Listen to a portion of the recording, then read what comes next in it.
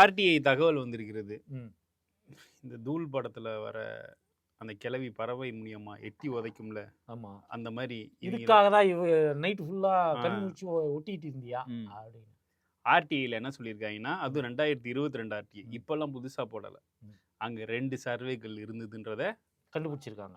சொன்னது ஒன்றிய பாஜக அரசின் ம். இந்திய நில அளவைத்துறை.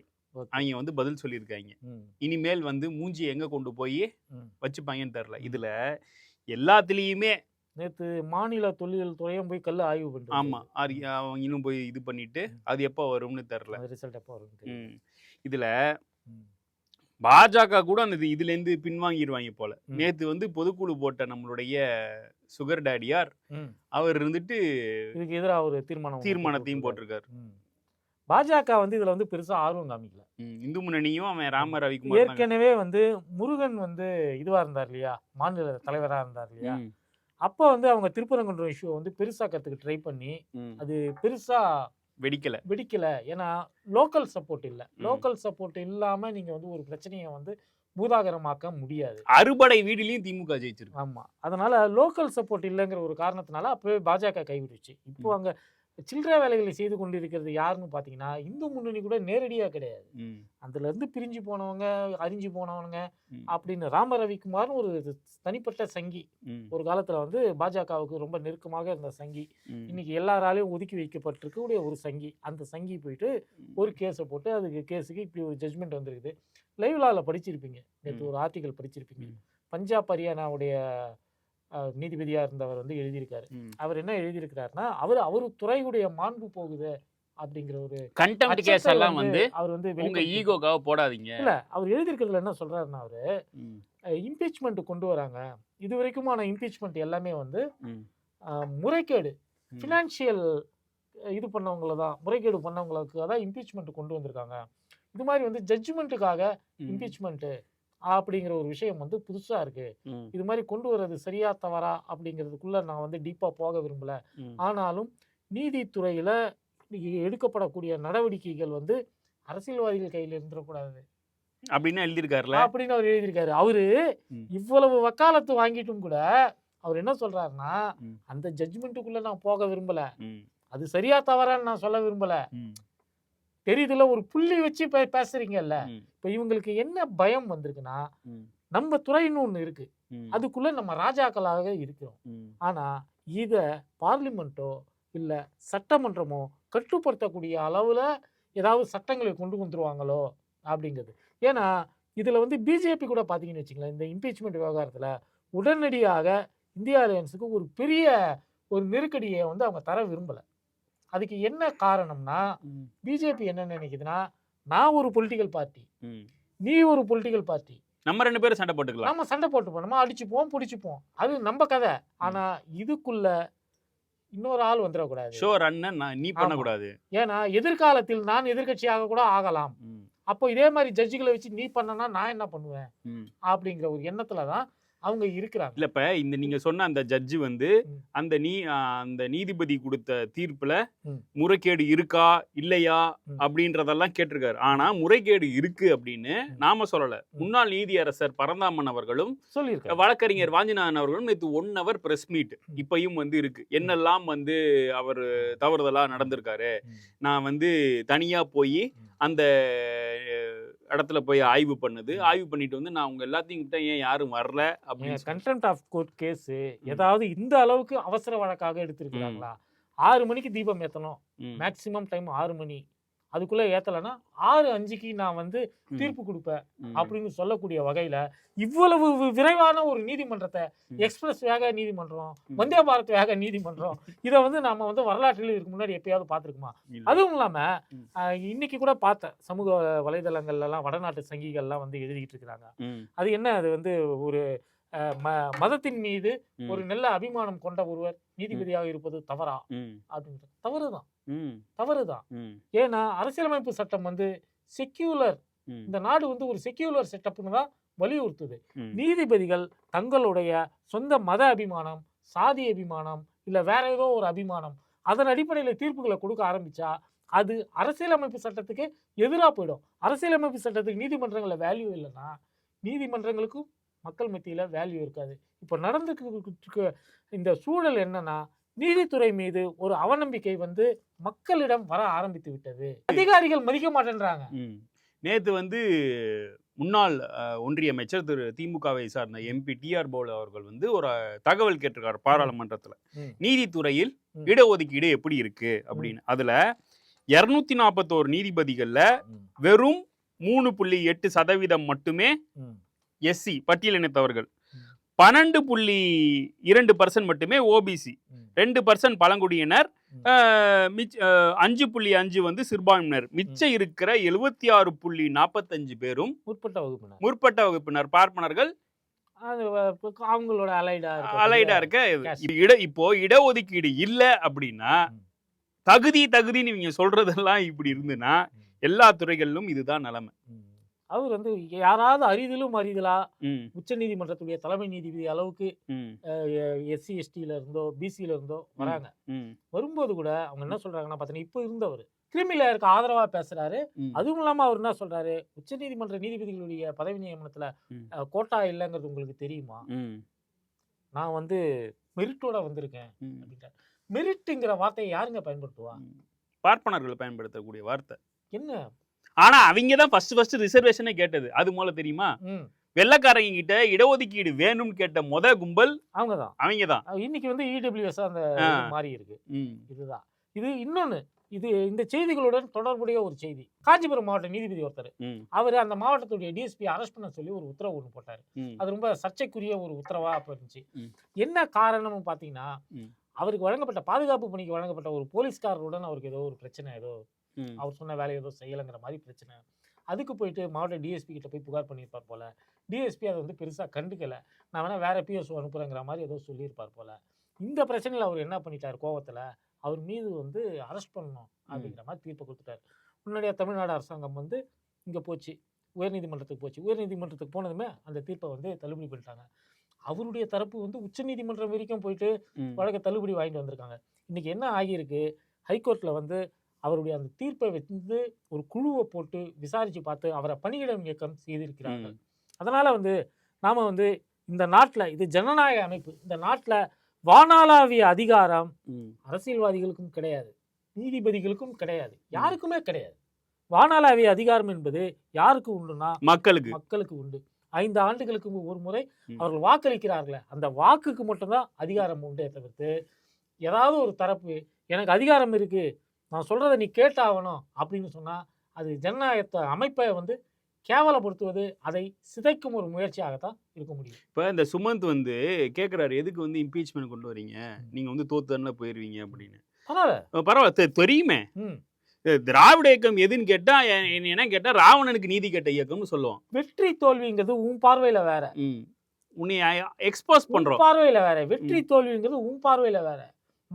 மொழியிலே கேட்கிறமே, மகாபாரதத்துல கர்ணன் தோத்து போயிட்டானா? கர்ணன் ஃபேமஸா அர்ஜுனன் ஃபேமஸா? இன்னி வரைக்கும் கர்ணனை வல்லன்னு சொல்றாங்களா, அர்ஜுனனை வல்லன்னு சொல்றாங்களா? கர்ணனை மாவீரன் சொல்றாங்களா, அர்ஜுனனை மாவீரன் சொல்றாங்களா? கர்ணன் பேர் தானே எல்லாரும் வைக்க விரும்புறாங்க. அதான் சொல்றேன், யார் ஜெயிச்சது யார் தோத்தது? திராவிட இயக்கமே ராவணனுக்கு நீதி கேட்ட இயக்கம் தானே. ராவணனை வந்து நீங்க உமனேசர் நீங்க என்னென்னமோ சொன்னீங்கல்ல, அவனுக்கே நீதி கேட்ட இயக்கம். கம்பன் சொன்னதெல்லாம் பொய் அப்படின்ட்டு அந்த நீதி அரசரே மயக்கம் போட்டான்றதுதான் நீதி தேவன் மயக்கம் இல்லையா? இது போன்ற பல இது கலைஞர் வந்து எழுதுறாரு, வென்றிருந்தாலும் ராமச்சந்திரமூர்த்தி கோழைதானே, தோற்று இருந்தாலும் வாலி வீரன் தான். ஏன்னா நீ பின்னாடி இந்த முதுகுக்கு பின்னாடி இருந்து அம்பு விட்ட, ஜெயிச்சுட்ட நீ வந்து சொல்லிக்கிற. ஜெயிச்சது யாரு? வாலிதான். ஆக இதில் வெற்றி தோல்வி எல்லாம் இல்லை, கிடையாது. அண்ணா சொன்ன ஒண்ணு பாராளுமன்றத்துல இருக்கு, கேரி ஆன் பட் ரிமெம்பர். ஆமா, அதுதான். அதுக்கு இன்னும் அர்த்தம் உங்களெல்லாம் புரியுற மாதிரி சொல்லணும்னா, இன்று போய் நாளை வா, நாளைக்கு பார்த்துப்போம். இன்னைக்கு இருக்கு அப்படின்னு சொல்லிட்டு ஆடாதீங்க. நாளைக்குன்னு ஒண்ணு இருக்கு, நாளன்னைக்குன்னு ஒண்ணு இருக்குது. அதெல்லாம் இன்னும் கொடூரமா இருக்கும். இப்போ நீங்க பண்ணிட்டு இருக்கக்கூடிய இதே வேலைய எதிர்கட்சிகள் ஆட்சிக்கு வந்து பண்ண ஆரம்பிச்சா உங்களால தாங்க முடியுமா? ஏன்னா இன்றைக்கு இருக்கக்கூடிய எதிர்கட்சிகள், நீங்க சொல்லிட்டு இருக்க திமுக தான் இம்பீச்மெண்ட்டுக்கு காரணம், திமுக தான். முதல்ல வந்து இம்பீச்மெண்ட்டுங்கிற வார்த்தையை இந்த குறிப்பிட்ட நீதியரசர் மீது இம்பீச்மெண்ட் கொண்டு வர வேண்டும் என்கிற வாதத்தை வைத்தவர் யார்? திருமாவளவன், விசிக தலைவர் திருமாவளவன் தான் இந்த வாதத்தை வைக்கிறாரு. அவரை விட அம்பேத்கரையும் அம்பேத்கருடைய அரசியலமைப்பு சட்டத்தையும் நீ வந்து ரொம்ப அதிகமா புரிஞ்சு வச்சிருக்கிறியா? அவரே வந்து வக்கீலுக்கு படிச்சிருக்கிறாரு, அம்பேத்கருடைய எல்லா தொகுதிகளையும் படிச்சிருக்கிறாரு. அவருக்கு தெரியுது இல்லையா அரசியலமைப்பு சட்டம் இந்த தீர்ப்பின் மூலமாக மீறப்படுகிறது, இப்படி ஒரு நீதிபதி வந்து இருக்கவே கூடாதுங்கிற ஒரு எண்ணத்துல இந்தியா கூட்டணி இம்பீச்மெண்ட் கொண்டு வர வேண்டும் முதல்ல அவர் தான் சொல்றாரு. பிசிக சொன்னதை தான் திமுக இன்னைக்கு வந்து செயல்படுத்தி கொண்டிருக்கிறது. எல்லாருமே தான். இப்போ மக்களோட குரல் தானே அது. இப்ப இந்த சர்வே கல்லுண்டு ஆர்டிஐ வந்துருச்சு. இப்ப மூஞ்சி எல்லாம் நீ எங்க போய் வச்சுப்ப? முதல்ல எடப்பாடி எங்க போய் வச்சுப்பாரு? எடப்பாடி ஒரு பொதுக்குழு ஒண்ணு கூட்டியிருக்கு. இது பொதுக்குழுக்களின் காலம் போல்றது. எடப்பாடி ஒரு இல்ல விவரமா ஒண்ணு பண்ணிருக்கேன். ஐடி விங் என்னெல்லாம் சாப்பாடு போறோம் நான் அவனே போட்டான். சமஸ்க்கு பயந்து புதிய தலைமுறைக்கு பயந்து அவங்களே அவங்களோட அபிஷியல் ஹேண்டில்ல வந்து என்னென்ன சாப்பாடு சைவ சாப்பாடும் போட்டிருக்காங்க, அசைவ சாப்பாடும் போட்டிருக்காங்க. அம்மா புரட்சி தலைவி அம்மா இருந்த காலத்திலேயே ஃபுல்லா அசைவ சாப்பாடா தான் இருக்கும். இருந்தாலும் எடப்பாடி காலத்துல பிஜேபியோட கூட்டணி வச்சிருக்கணுமேங்கிற ஒரு எண்ணத்துல இல்ல போன தடவை சைவம் தான் போல இருக்கு. போன தடவை சைவம் போட்டாங்க. சைவம் போட்டாப்ல. அது இப்பதான் வந்து அசைவம் போட்டிருக்காரு. எலெக்ஷன் வருது. தென் மாவட்டத்து ஆளுங்க எல்லாம் வந்து பிரச்சனை பண்ணிருப்பாங்க, நிறைய பிரச்சனை பண்ணிருப்பாங்க. அதுல வந்து சில பேருக்கெல்லாம் சந்தேகம், ஓ எடப்பாடி வந்து அசைவம்லாம் சாப்பிடுவாரா அப்படின்னு. அவர் எல்லாம் சாப்பிடுவார். இல்ல வெக்கமே இல்லாம என்னென்ன தீர்மானங்கள் பாருங்க. எஸ்ஐஆருக்கு ஆதரவா தீர்மானம். இந்த எஸ்ஐஆர்ல சந்தேகத்தை கலப்புறதுலாம் உங்க ஆளுங்களே கலப்புறாங்க. ஜெயக்குமார் கலப்புறாரு, சிவி சண்முகம் கலப்புறாரு. இவங்க எல்லாமே வந்து எஸ்ஐஆர்ல வந்து பிரச்சனைகள் இருக்கு அப்படிங்கறத ஒத்துக்குறாங்க. ஒண்ணும் புரியல போறவங்க ஒண்ணுமே புரியலன்னு செல்லூர் ராஜு சொல்றாரு. செல்லூர் ராஜு சொல்றாரு, இத்தனை ஆண்டு கால அனுபவம் பெற்றவர், அரசியல்ல அத்தனை தேர்தல்களை சந்தித்தவர். அவரே சொல்றாரு, இது பார்த்த அந்த ஃபார்மை பார்த்தா ஒன்னும் புரியல, நாங்கெல்லாம் மட சாம்பிராணியா இருக்கோம் அப்படின்னு அவர் தான் சொன்னார். மட சாம்பிராணின்ற வார்த்தையை அவர் தான் சொன்னார். இல்லைங்க, திமுக காரங்க வந்து இது மாதிரியான தேர்தல் நடைமுறைகள்ல எவ்வளவு கில்லிங்கிறத எதிர்கட்சிக்காரனே ஒத்துப்பான். அப்படியாப்பட்ட திமுக காரர்களே தலைகீழா நின்று தண்ணி குடிச்சு இந்த கேம்பெயினை முடிச்சிருக்கிறாங்க. அப்படின்னும் போது மட சாம்பிராணிகளான அதிமுகவினர் என்ன பண்ணிருப்பாங்க? அந்த ஃபார்மை வச்சுக்கிட்டு என்ன பண்ணிருப்பாங்க? அவங்க பூத்து வேலைக்கு வந்தா கூட பூத்ல வந்து யார் யாரெல்லாம் ஓட்டு போட்டாங்கன்னு டிக் பண்றது கூட பக்கத்துல திமுக காரனுடைய இது இருக்கு இல்லையா, லிஸ்ட் இருக்கு இல்லையா, அதை பார்த்து டிபிகாபி அடிக்கிறவனுங்க. அவனுக்கு என்ன பண்ணிருப்பானுங்க? எஸ்ஐஆர்ல தான் சந்தேகமா இருக்கு. பூத் ஒர்க் பண்றதுல கூட ஏடிஎம்கே வந்து எடப்பாடி வந்ததுக்கு அப்புறம் சொணக்கம் ஆயிடுச்சு. ஜெயலலிதா இருந்தப்போ அது வேற மாதிரியா, அது ஃபுல் ஃபிளெஜ்டா இருக்கும். அந்த 5 ஐவர் குழுவும் ஒவ்வொரு பூத்துக்கும் இருக்கும், அவங்க ஒர்க் பண்ணுவாங்க. இப்போ அது சுத்தமா இல்லை. நேத்து வேலுமணி சொல்லும் போது கூட திமுக காரன் 2 பேர் இருந்தா கூட அவரு சொல்றது உண்மைங்க. அதாவது இந்த பூத் ஒர்க் அப்படின்னு நம்ம சொல்றப்போ வந்து அதுல 2 விஷயம் இருக்கு. ஒண்ணு வெளியில ஒரு பூத்து, கட்சி பூத்துன்னு ஒண்ணு இருக்கு. இந்த கட்சி பூத்துல இருக்கவங்க என்ன பண்ணுவாங்கன்னா, அந்த வாக்காளர் பட்டியலை வச்சுக்கிட்டு யாரெல்லாம் இன்னும் வாக்களிக்க வரல, அதுல குறிப்பா நம்மளுடைய வாக்குகள் என்ன அப்படின்னு சொல்லிட்டு ஒவ்வொரு வீடா போய் கூப்பிட்டு வருவாங்க. அதுல அதிமுக வந்து எப்பவுமே ஸ்ட்ராங். உள்ள ஒரு வேலை இருக்கு, அந்த வேலை வந்து திமுக காரனுக்கு மட்டும் தான் தெரியும். திமுக காரங்கிட்ட வந்து அட்வைஸ் கேட்டுதான் அதிமுக காரனே அங்க வேலை பார்ப்பான். காலையில உள்ள போறது, மிஷினை செக் பண்றது, அது முடிச்சுட்டு மிஷினை வந்து கடைசியா வந்து சீல் வைக்கிறது, ஃபார்ம் 17C வாங்கிட்டு வர்றது, இது மாதிரியான எல்லா வேலையும் தெரிஞ்சவன் திமுக காரன் தான். திமுக கட்சியில் பயிற்றுவிக்கப்பட்ட பூத் ஏஜென்ட்கள் இருக்கிறாங்க. இப்படி சொல்றீங்க. விஜய் சொல்லிதான் வந்து நேத்து சிஎம்ஏ வந்து ஏன் வாக்குச்சாவடி வெற்றி வாக்குச்சாவடி ஆரம்பிச்சு. விஜய்க்கு பூத்துனா என்னன்னு தெரியுமா? பால் பூத்து தெரியும் அவங்களுக்கு. நான் ஆவின் பால் பூத்த சொல்றேன், பால் பூத்து தெரியுமா உங்களுக்கு? இது எலெக்ஷன் பூத்துனா என்னன்னு தெரியுமா? இது வரைக்கும் எலெக்ஷன் பூத்துக்குள்ள வந்திருக்கிறியா? நீ ஓட்டு போட வந்திருக்க, சைக்கிள்ல ஓட்டு போட வந்திருக்க. அதை தவிர்த்து விட்டு உனக்கு இதை பத்திலாம் ஏதாவது தெரியுமா? உனக்கு தெரியாம நீ பாட்டு பூத்து கீத்துன்ற யாருகிட்ட வந்து இல்ல. தாவேகா விர்ச்சுவல் வாரியர்ஸ் வந்து ஒரு வகையில புத்திசாலி தான் நினைக்கிறேன்.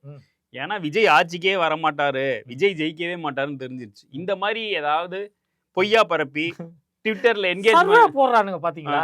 நான் வந்து 30 பேர்கிட்ட கேட்டேன், அதுல 25 பேர் தாவேக்காவுக்கு தான் ஓட்டு சொன்னான். நீ 30 தற்கொலைகளா செலக்ட் பண்ணி கேட்டிருக்கிற. அந்த 30 தற்கொலையில கூட 5 தற்கொலை நான் விஜய்க்கு போட மாட்டேன்னு சொல்லியிருக்கான் பாரு. அதுதான் மெயின். இல்ல இதெல்லாம் வச்சுட்டு இந்த இங்க இருப்பாரு RN ரவின்னு ஒருத்தர், அவர்கிட்ட கிண்டில போய் கொடுத்து ஐயா காலுக்கு சர்வேல மெஜாரிட்டியா வந்திருக்கிறாரு, ஷேரிங் பண்ணி விடுங்க, எங்களை வந்து இது எங்களுக்கு சிஎம் பதவியை கொடுங்க.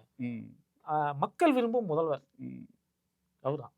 அது வந்து இவங்க வந்து ஃபுல்லா ட்விட்டர்ல எல்லாம் போடும்போது மக்கள் விரும்பும் முதல்வர் விஜய் அப்படின்னு சொல்றாங்க. மக்கள் விரும்பும் முதல்வர் வேட்பாளர் விஜய். ஓ இல்ல, இந்த இதுக்கெல்லாம் காரணம் யார் தெரியுமா? மக்கள் முதல்வர்னு பேர் வாங்கின ஆள் யார் தெரியுமா? ஜி.கே. வாசன். ஓ அவர்தான் உண்மையிலேயே மக்கள் முதல்வர். இல்லைங்க, அவர் தாங்க ஃபர்ஸ்ட் மக்கள் முதல்வர்னு அழைக்கப்பட்டாரு. எடப்பாடி முதலமைச்சர், மக்கள் தலைவர் சொல்லுவாங்க அவங்க அப்பாவை. இவர் மக்கள் முதல்வர். மக்கள் முதல்வர். Okay okay okay okay. இருக்கலாம், காலேஜுக்கு முதல்வர் இல்லையா, ஸ்கூலுக்கு முதல்வர் இல்லையா, அது மாதிரி இருந்துட்டு போங்க. நான் நாட்டுக்கு ஒரு முதல்வர் தான் இருக்க முடியும், தமிழ்நாட்டுக்கு ஒரு முதல்வர் தான் இருக்க முடியும். அவர் வந்து கோட்டையில் இருக்கக்கூடிய எம்.கே. ஸ்டாலின் அவர்கள் தான். ஆளுக்கு முதல்வர்னு சொல்லிட்டீங்கன்னா சொல்லிட்டு போங்க. சபீனாவுக்கு வந்து 200 சொச்சம் போலி இருந்துச்சு, ஃபேண்டாவுக்கு இருந்துச்சு, காளிமார்க்கு சோடாவுக்கே இருந்துச்சு. காளிமார்க்கு சோடாவே சொல்லுவாங்க, கொக்கோ கோலாவை பார்த்துட்டு அந்த கலர்ல இவங்க ஒன்று உருவாக்கி இருக்கிறதுன்னு. அதுக்கே வந்து நூற்றுக்கணக்கான டூப்ளிகேட் மார்க்கெட்ல இருந்துச்சுன்னு சொல்லிட்டு டீ கடையார் கூட ட்விட்டர்ல போட்டிருந்தாரு. நான் அது மாதிரி இவர் வந்து ஒரு முதல்வர் இருக்கிறாரு, அவருக்கு டூப்ளிகேட்டாக நாங்கள் இருக்கிறோம் அப்படின்னு சொல்லிட்டு நீங்க ஆளுக்கு முதல்வர்னு சொல்லிக்கங்க. ஒரிஜினல் யாருன்னு சொல்லிட்டு மக்களுக்கு தெரியும். இப்போ எல்லாரும் வந்து இந்த திருப்பரங்குன்ற விஷயத்துக்கே ஒன்று சொல்லணும். திருப்பரங்குன்றத்தில் வந்து ஸ்டாலின் இஸ் மோர் டேஞ்சரஸ்ன்றாங்க. ஓகே, அது வந்து சோஷியல் மீடியா. ஆனால் இது எவ்வளோ பெரிய குரூஷியலான விஷயம்ன்றது வந்து புரிஞ்சுக்கணும். திமுகவும் முதலமைச்சரும் எதிர்க்கிறது நீதிமன்றத்தை, நீதிமன்ற ஈகோவை.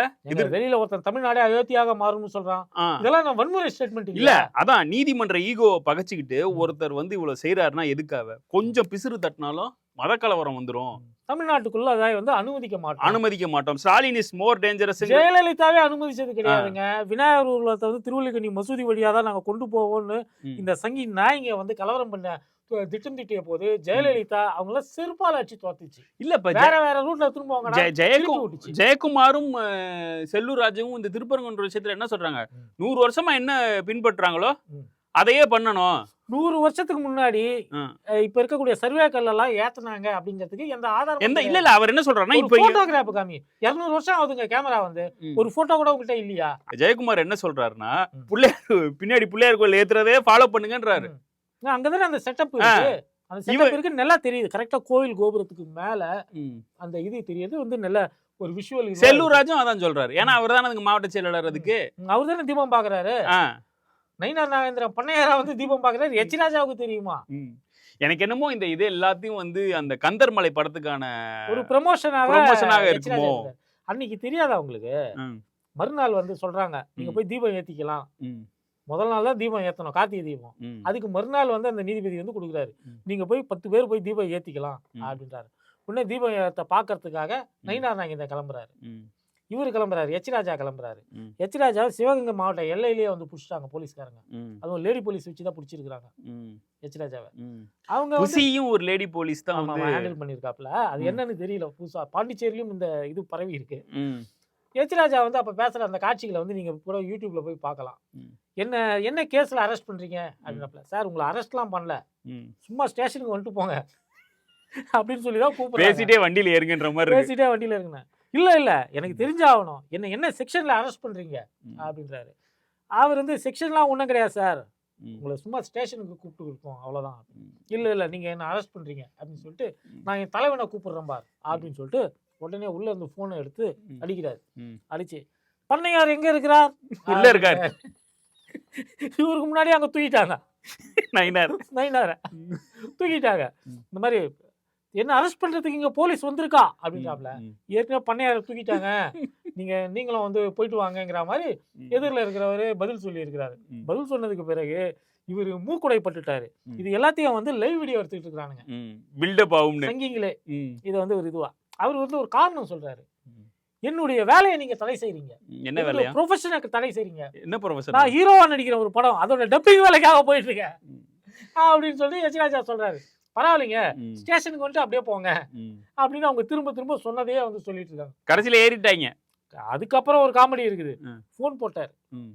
போன் போட்டு, மா அங்க என்ன நிலைமை, அவங்க வீட்டுக்கு அந்த அம்மாவுக்கு அங்க என்ன நிலைமை, இங்க என்ன இவனுங்க வந்து தூக்கிட்டாங்க, என்ன இது பண்ணிட்டாங்க அப்படின்னு சொல்லிட்டு போனை இப்படியே வச்சுக்கிட்டு, நீங்க என்ன உள்ள கொண்டு போய் கொன்னுடுவீங்களோன்னு எனக்கு அச்சம் இருக்கு, என் வீட்டுக்கு தெரியணும் இல்லையா, எதுக்கு இவ்வளவு பில்டப், உன்னை போய் யாரு என்ன பண்ண போறான், நீ திமுகவின் மறைமுக கொள்கை பரப்பு செயலாளர் இல்லையா, நீலாம் இருக்கிறது தான் வந்து இப்ப இங்க திராவிட இயக்கத்துக்கு ஒரு பெரிய பலமே. எச் ராஜான்னு ஒரு முட்டாள் இருக்கிறான் பாரு, நீதிமன்றத்தால இந்த ஆளுக்கு வந்து மனநல பரிசோதனை பண்ணுங்கயான்னு சொன்னதுக்கு பிறகும் ஒருத்தனை வந்து தேசிய செயலாளரா ஒரு கட்சி வச்சிருந்தது பாரு அப்படின்னு சொல்லிதான் இங்க திராவிட இயக்கமே வந்து தன்னுடைய வாக்கு பணிகளை வந்து சிறப்பாக செய்து கொண்டிருக்கிறார், பிரச்சாரத்தை சிறப்பாக செய்து கொண்டிருக்கிறது. அப்படி இருக்கும்போது நீ இல்லைன்னா நாங்களாம் எப்படி அப்படின்னு கேட்கக்கூடிய அளவுக்கு தான் அவருடைய பெர்ஃபார்மன்ஸ் இருக்கு. அவருடைய படம் வேற ரிலீஸ் ஆகுது போல, ஜனநாயகனுக்கு போட்டியா ரிலீஸ் ஆகுது அப்படின்னு சொல்றாங்க. ஏன்னா வந்து நிச்சயம் ஃபர்ஸ்ட் ஷோ போய் பார்க்கணும். ஜனநாயகன் படம் வந்து நாம என்ன நினைக்கிறோம், தாவேக தலைவர் விஜயுடைய கடைசி படம்னு தானே நாம நினைக்கிறோம். நாம ஏற்கனவே விஜய் படங்களை பார்த்திருக்கோம். துப்பாக்கி, போக்கிரி, கில்லிலாம் நாமளே விசில் அடிச்சு ரசிச்சிருக்கிறோம். நமக்கு வந்து விஜய் மீது எந்த பிரச்சனையும் கிடையாது. நீங்க ஆமா, இவனுக்கு எப்படி பாக்குறானுங்கன்னா, சங்கிங்க எப்படி பாக்குறாங்கன்னா, அது கிறிஸ்டின் படம், அதுல நடிக்கிறவர் வந்து ஜோசப் விஜய். அப்போ பொங்கலுக்கு போட்டியே அவனுக்கு நினைக்கிறானுங்க போட்டியே கந்தன் மலைக்கும் ஜனநாயகனுக்கும் தான். விஜயே இப்படி ஒரு ஆங்கில நினைச்சு பார்த்தது இல்ல. அது ஒரு கிறிஸ்துவ படமா இவனுங்களுக்கு. ஜனநாயகன் டைட்டில் வச்சுதான் கிறிஸ்துவ படமா. பராசக்தி வச்சிருக்குது. நாங்க பராசக்திக்கு எதிராக கந்தன் மலை இறக்குறோம்னு சொன்னா கூட அதுல ஒரு நியாயம் இருக்குது. ஜனநாயகனுக்கு எதிராக இறக்க போறோம், எங்கால ஹீரோவா நடிச்சிருக்காரு, ஆக்ஷன் ஹீரோவா நடிச்சிருக்காரு அப்படி இப்படின்னு சொல்லியிருக்கிறாப்ல. அதுல ரொமான்ஸ் எல்லாம் வேற இருக்கு போல் இருக்குது. கருமம். ஆமா, அதுல வந்து நான் வந்து வேறு நடிகைகளுடன்லாம் நடிக்க மாட்டேன்னு சொல்லிட்டு அவர் மனைவியே நடிக்க வச்சிருக்கதா ஒரு தகவல். அதை வந்து அந்த இயக்குனர் வந்து சொல்லியிருக்காரு. நீங்க சொல்லல? சொல்லியிருக்காரு, நான் சொல்லலைங்க. அது வீரமுருகன் ஒரு இயக்குனர், அவர் வந்து சொல்லியிருக்காரு. அதுல வந்து மாதிரி அவர் வந்து கொஞ்சம் கூச்சப்பட்டாரு. மற்ற ஆக்ஷன் சீன்லாம் நல்லா பட்டையை கிளப்பிட்டாரு. அந்த ஜீப்ல வரப்போனா அப்படியே சும்மா நாடி நேரம்லாம் தெரியுது இல்ல. ஆனா ரொமான்ஸ் சீன்ல மட்டும் கொஞ்சம் அவருக்கு ரொமான்ஸ் வரல.